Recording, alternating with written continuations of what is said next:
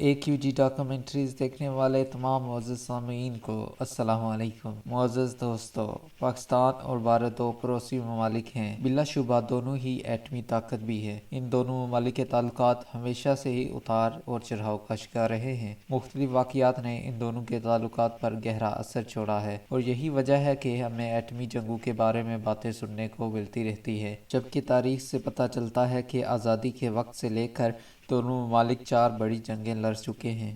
اور اب تازہ ترین صورتحال یہ ہے کہ نریندر مودی اور انڈین آرمی کی بے وقوفانہ حکمت عملیوں نے ان دونوں ممالک کو ایک بار پھر آمنے سامنے لا کھڑا کیا ہے۔ اس متوقع جنگ کی صورت میں پہلی جنگوں کی نسبت زیادہ نقصان اٹھانا پڑ سکتا ہے، کیونکہ دونوں ممالک اسلحے کے دور میں بہت آگے چلے گئے ہیں۔ پاک بھارت کے اسلحوں کو دیکھا جائے تو اس وقت پاکستان کے پاس 150 جبکہ بھارت کے پاس 130 ہتھیار موجود ہیں، جبکہ رپورٹ کے مطابق پاکستان نیوکلیئر ہتھیار بھی تیار کر چکا ہے، جو سائز میں اتنے چھوٹے ہیں کہ جنہیں آسانی سے میدان جنگ میں استعمال کیا جا سکتا ہے۔ اس کے علاوہ روایتی جنگی ہتھیار صرف شہروں یا بڑے انفراسٹرکچر پر ہی گرائے جا سکتے ہیں۔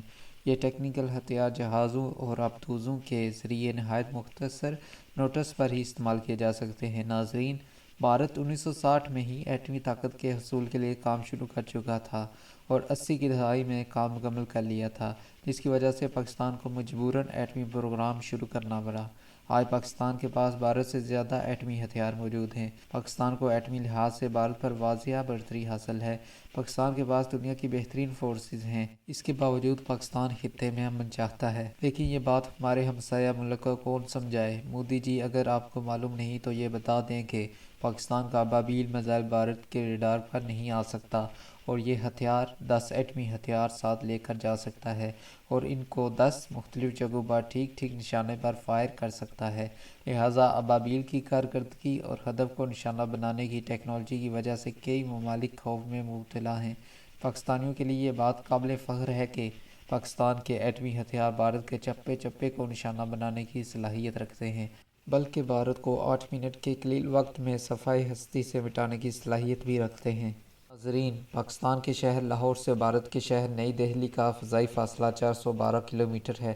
اس قسم کے ہتھیار دونوں ممالک کی جنگ کی صورت میں ایک خوفناک صورتحال پیدا کرتے ہیں، جبکہ تاریخ یہ بھی بتاتی ہے کہ پہلی جنگ عظیم میں جو سب سے بڑی جنگیں مانی جاتی ہیں، جن میں کروڑوں کی تعداد میں لوگ لقمہ اجل بنے اور ایسی تباہ کاریاں منظر عام پر آئی جس کا منظر آج بھی نظر آتا ہے۔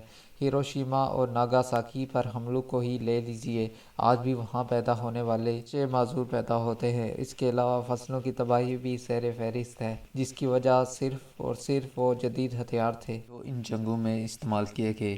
اس کے علاوہ جتنی بھی جنگیں ہوئیں، اس کے اثرات نہایت ہی بھیانک نتائج موصول ہوئے۔ انہی تباہ کاریوں کو مد نظر رکھتے ہوئے امریکی ماہرین کا کہنا ہے کہ پاک بھارت جنگ کی صورت میں دنیا کی 90% آبادی ختم ہو سکتی ہے۔ اس کے علاوہ 2 ہفتوں تک پوری دنیا دھوئیں کی لپیٹ میں آ جائے گی۔ 90% آبادی بھوک سے ختم ہو جائے گی۔ ماہرین کا کہنا ہے کہ جنگ کی صورت میں دیگر ممالک کو بھی اس کے نتائج بھی بھگتنا پڑیں گے۔